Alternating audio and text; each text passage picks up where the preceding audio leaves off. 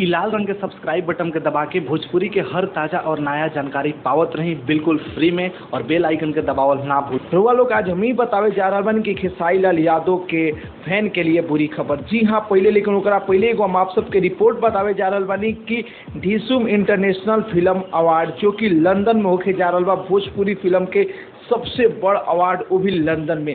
तो जी हाँ भैया, जे एक्टर या एक्ट्रेस हो जा रहा बाड़े उ सब कोई लाइव आके या इंटरव्यू में, जब ढिसुम चैनल द्वारा इंटरव्यू लिया गई तो इंटरव्यू में सब कोई बतैलस कि हम आ रहा बानी लंदन में, आपके लिए बहुत बढ़िया बढ़िया फिल्म बाजी। पवन सिंह कहले कि अब की बार लॉलीपॉप का आरा डिस्ट्रिक्ट ही ना पूरा लंदन हिली। रवि किशन कहले, अमरपाली, नीरव हुआ, मनोज तिवारी, भोजपुरी के जितना भी बड़ एक्टर और एक्ट्रेस जे भी रहे सब कोई करस, लेकिन वो जगह पर सुपरस्टार खेसारी लाल यादव ना दिखाई दिले। जी हाँ, सुपरस्टार खेसारी लाल यादव के इंटरव्यू में ना रहन और बहुत क्या कि अलग अलग इंटरव्यू ही ना रहे कि एक साथ सारे लोग आई रहे कि एक साथ ना, अलग अलग सब कोई अपना अपना घर से इंटरव्यू दिले रहे। लेकिन सुपरस्टार खेसारी लाल यादव वो इंटरव्यू में कहीं भी नजर ना आइले, काहे कि वो जो इंटरव्यू लियल गई में भोजपुरी के जौन एक्टर या एक्ट्रेस जात रहन उनके लिहल गई रहे, लेकिन खेसारी लाल यादव के ना। तो आप सबको बता दी कि 100% में से 50% बा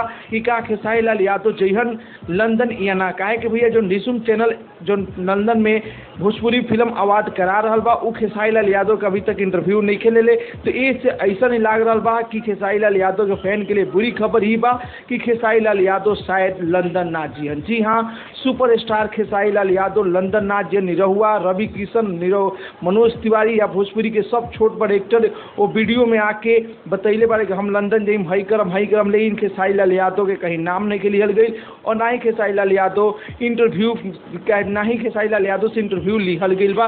तो एकरा मतलब साफ दायर हो रहा बा कि शायद खेसारी लाल यादव लंदन नहीं खन जात इंटरनेशनल फिल्म अवार्ड में। आप सबके यदि वीडियो देखेगा बा तो हम डिस्क्रिप्शन में लिंक देम, यदि आप कमेंट करतनी, कमेंट करके यदि डिमांड बा आप सबके कि आप सब वो वीडियो देखल चाहते हैं तो हम आप सबके डिस्क्रिप्शन में लिंक देके वो वीडियो दिखा सकतनी सबूत के तौर पर कि जो ना मैं खेसारी लाल यादव से इंटरव्यू नहीं लिहल गई कि जइहन कि ना जियन। ई खुद खेसारी लाल यादव या भोजपुरी के कोनो बड़ एक्टर या एक्ट्रेस से पूछल जाए कि का खेसारी लाल यादव लंदन जइहन कि ना। काहे कि भैया बता दी आप सबके कि भोजपुरी के सबसे नंबर 1 डांसर और यदि खेसारी लाल यादव ना जास तो स्टेज शो थोड़ा फीका फीका लगी, काहे कि कॉमेडी केहू ना कर पाई, इतना बढ़िया केहू डांस ना करी।